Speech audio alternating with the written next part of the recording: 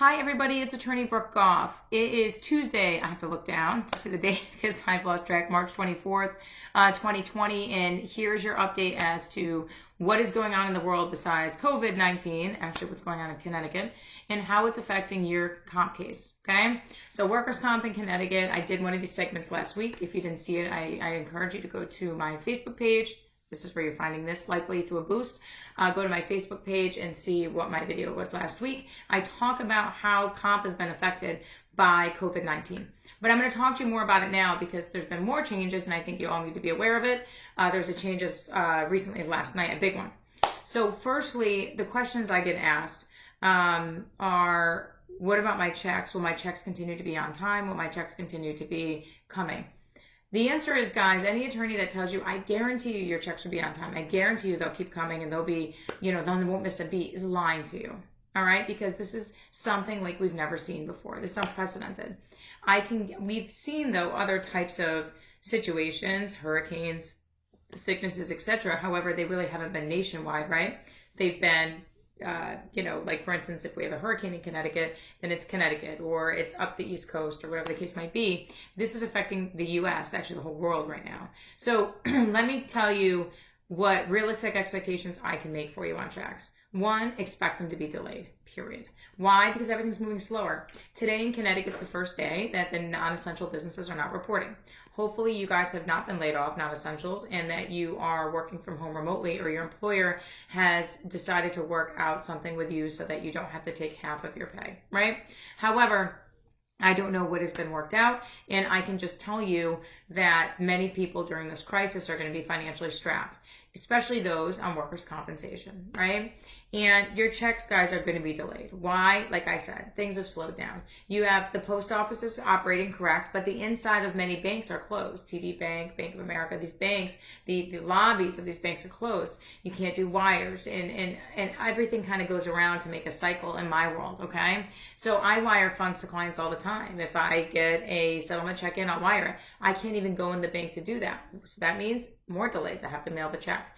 Banks are clearing checks slower. I get overnight clearances 99% of the time the last few days, and I'm being told it's from delays.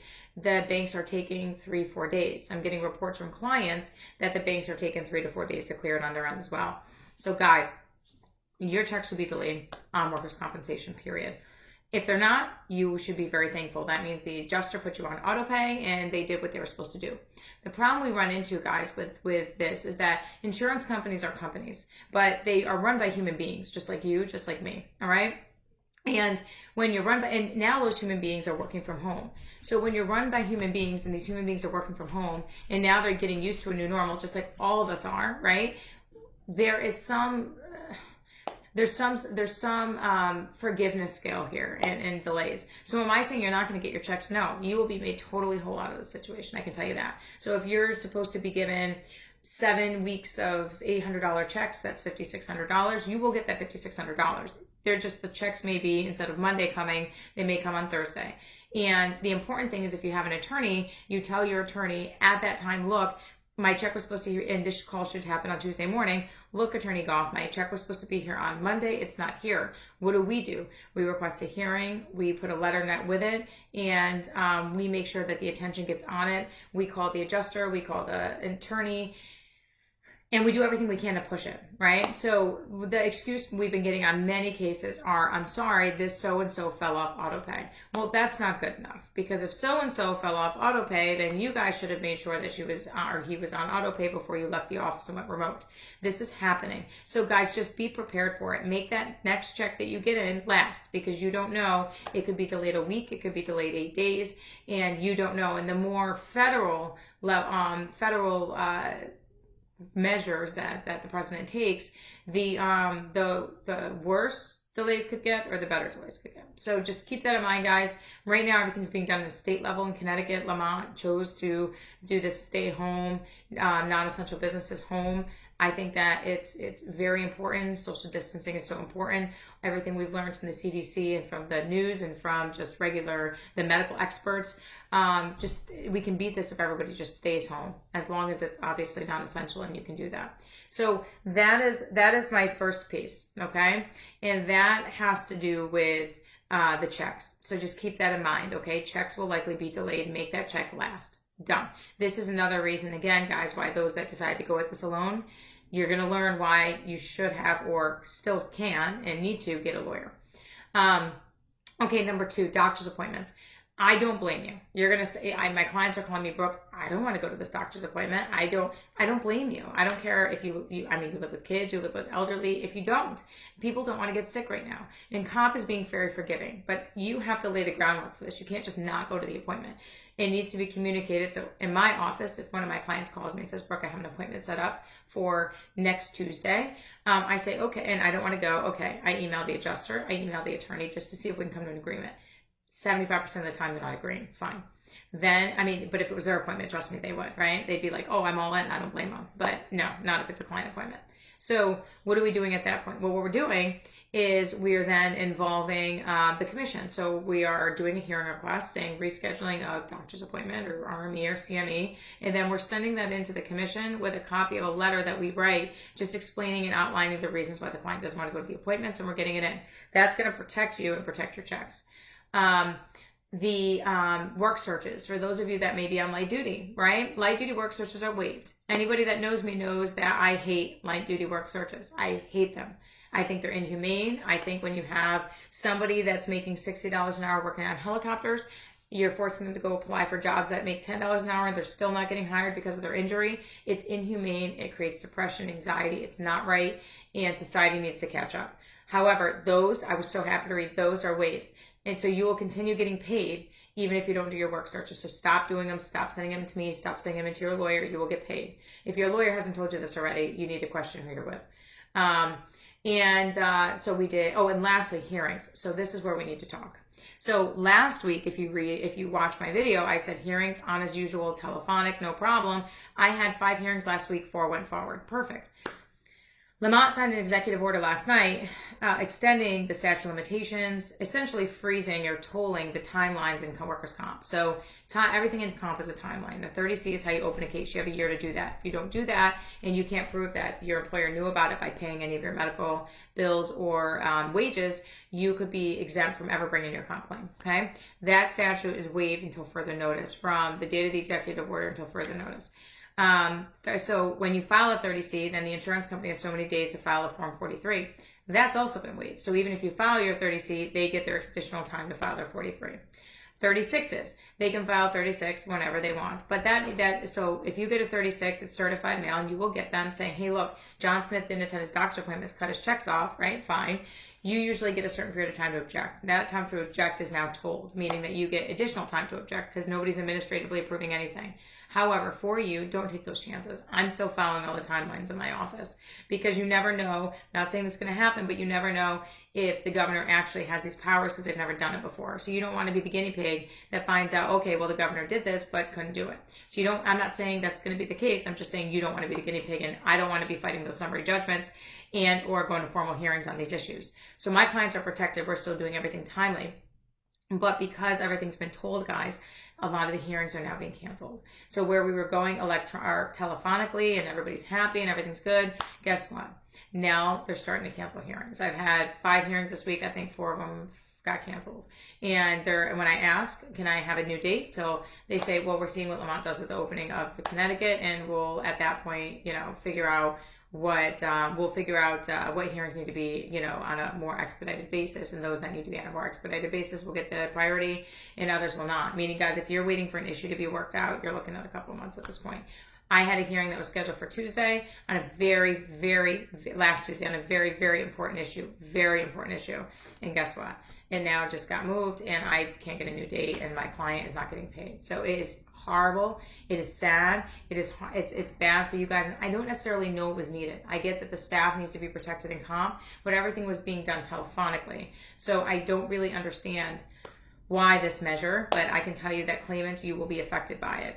If you're waiting for benefits to come in, good luck getting a hearing.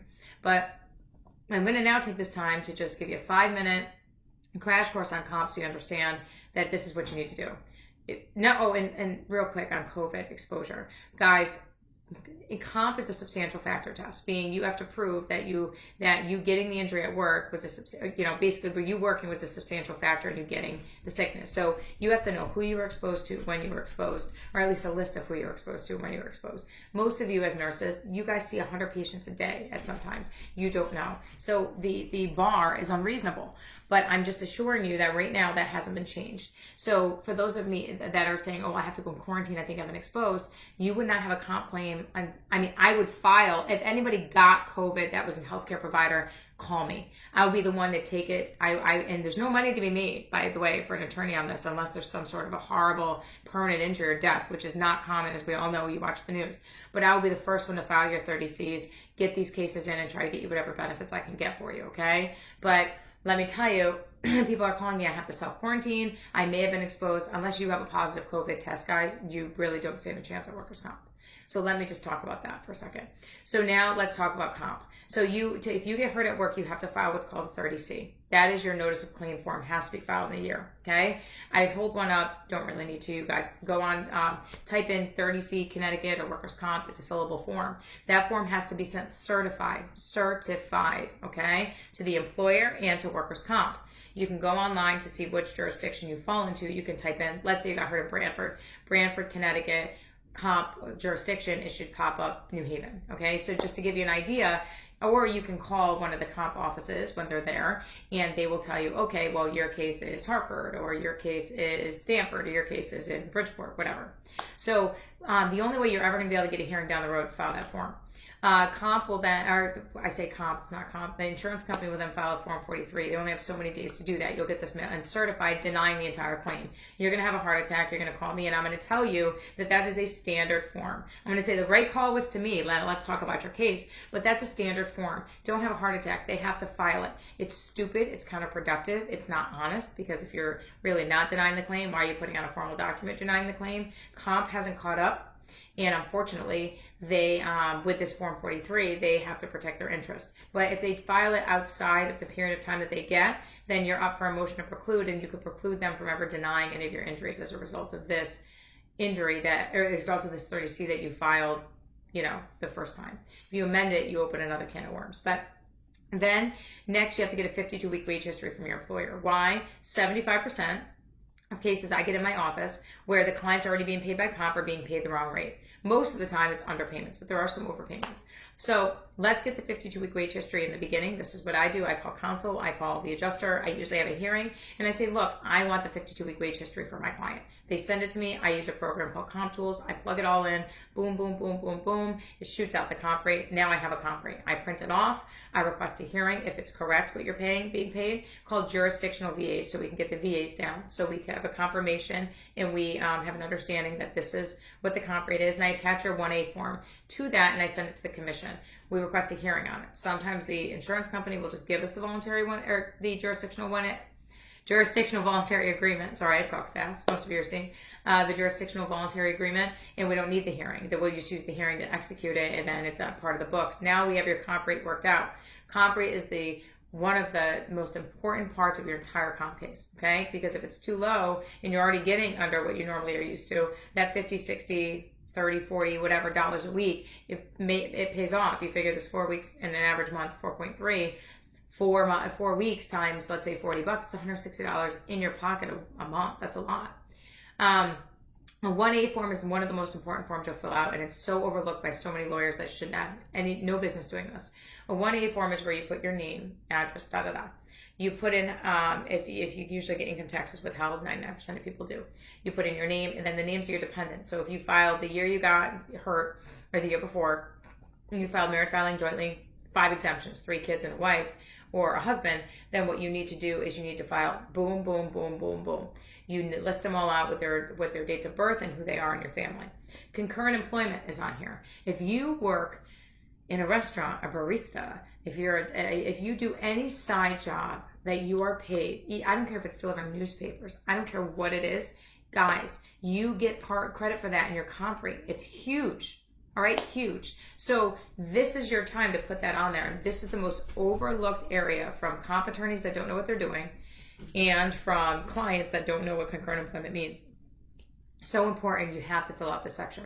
So now we've done our 30C, you got your 43 in, and you get to choose your doctor, by the way, unless you work for certain companies, which there are very few, Harvard Healthcare, Yale, where you have to go in their network. You get to choose your doctor. Do not let the insurance company say to you, hey, you have to go to our doctor. Forget it. You get to choose your doctor. Now, down the road, they might send you to their doctor, which is fine. But right now, you get to choose your doctor. Okay? Okay. So now you get to choose your physician. So choose your doctor and choose them wisely, because once you choose them, it's hard for us, or you, especially pro se, if you decide to go with this on your own, to get the change in the system. Okay. So now you've chosen your doctor, you've filed your 30C, you've gotten the 43, and you've had your heart attack with that. You've done your 1A, you got your 52-week wage history, and you have a jurisdictional voluntary agreement done. You are good. Okay. But all that takes tons of time, aggravation, stress, and this is why people hire lawyers. You need to understand how a lawyer works, guys. We only get paid at the end of the case. We get 20%. So it's not right now. It's at the end of the case. So, and I say the end of the case being when you're found to be maximum medical improvement. So an attorney gets 20% at that point. At that point, on average, they've done at least a year of work on your file. All these checks you're getting for being out of work, you keep. They've done a year of work on your file. They've put in probably over 75 to 100 hours, manpower, hearings. They've represented you at hearings. They've gotten all this paperwork for you to set you up to get the best settlement possible. But guess what, guys? In comp, there's no requirement to settle. So you need to have your case set up so at the end of it, you settle. But you can't settle a case if you still work there. So I always tell people, don't give up a great job to settle. But if you're thinking of resigning anyways, or in the event that you can't return back to the normal, to your normal job, then what do you think is going to happen? Well, yes, of course, we're going to talk about resignation. Lastly, guys, you get mileage in workers' comp. You get paid for every mileage round trip to and from your doctor's appointments. Super important. Most people don't know that. Mileage forms are available online. If you have an attorney, your attorney should be helping you with that. Lastly, so I talked about all of these things. There was one more thing I wanted to talk about. Guess what? If you settle your case, comp will pay for 2 years of education for you. Higher education. You want to get a license, you be a licensed HVAC technician. You want to be a licensed electrician. You want to be a licensed forklift operator. You want to be a phlebotomist. You want to be a physical therapist. You want to go to teaching. You want to, whatever you want, early childhood, you name it. As long as it's within your restrictions, your final restrictions, comp will pay for 2 years of education for you. That is huge. And let me tell you, I've not had one client yet not take me up on that offer after we've settled the case that makes less money than they ever did. So what does that mean? That means that my clients are making boatloads more money because now they've gone through the process and are educated. I had a woman that was working at Marshall's, and she was making, $12, $13 an hour or whatever. She did the phlebotomy education. She's making $60,000 a year. She's like, this is amazing. They paid for my education. Yes, it's true. They do. So much goes into a comp case, guys, so much that you really should be handling it on your own. Again, I don't make my bread and butter on comp. I make my money, my bread and butter, the reason why you see me everywhere, on personal injury. I love doing comp. It's my passion. You guys can probably hear it in my voice. I have a comp section. Not enough great attorneys do comp. Not enough attorneys know what they're doing that do comp. And this is why I do it. And this is why I love doing it. Yeah, great. I get great settlements. Money's made. But 20% is much. And when you look at the time and work, 20% when you've put 100 hours into a file, or 150 hours into a file might equal an average hourly rate of let's say $110 or something. On personal injury cases, we may make $500 or $600 an hour. So just it's not hourly, it's contingent, but you factor it in because you take, okay, how many hours do we spend on it versus how much do we make? So comp is not the big money maker, but comp is fun. We get to change the laws. We get to change the statutes. We get to change the rules. We get to challenge everything. We get to try cases, and we get to help people that need the help the most. And that is why we do it. That is why I have a devoted comp practice. That is why I'm knee deep in these things every day. And it's so rewarding to me when I can meet up with that client and give them their check. I love it. In fact, it's the best part of my job. So guys, I hope you learned something from this. I know it's a very quick video, but it's important you understand what changes are going on right now. And then I gave you a brief Comp 101. So ask me any questions. How do you reach me, right? Well, you can, number one, now I hope you know, we post these all the time. Follow us on Goff Law Group on Facebook for help yourself, okay? Share the video with your friends and family. Somebody you know guarantee has been in a work injury and is wondering what they're going to need to do, or they have a friend who has a friend who has a friend that has. Get this video to them. You can text us. Text us at 203-399-0000. We get text 24/7. We reply 24/7, usually within a few minutes. call us at 203-399-0000, extension 1 if you have a new case. If you're an existing client, call 203-399-0000, extension 2. You can email me, Brooke, BROOKE, @golflawgroup.net. I am doing all consultations video. So we have Zoom, we have FaceTime, we have Skype, whatever you want, we'll accommodate you. But they're awesome, and many people have taken me up on it, and it's been great because people still get to talk to me, they get to know me a little bit, and they get to know, okay, I'm hiring this girl, and this is why. So that's how you get us. Listen to us on the radio at 9 o'clock in about a half hour here. And guys, remember remember it's thou too shall pass, right? And it's gonna pass, and everything's gonna get back to normal. It's a bump in the road, but you need somebody strong on your side. So make sure you call us. All the consultations are free, and at least know your rights before you make that decision for yourself. Thanks, guys, and have a great day.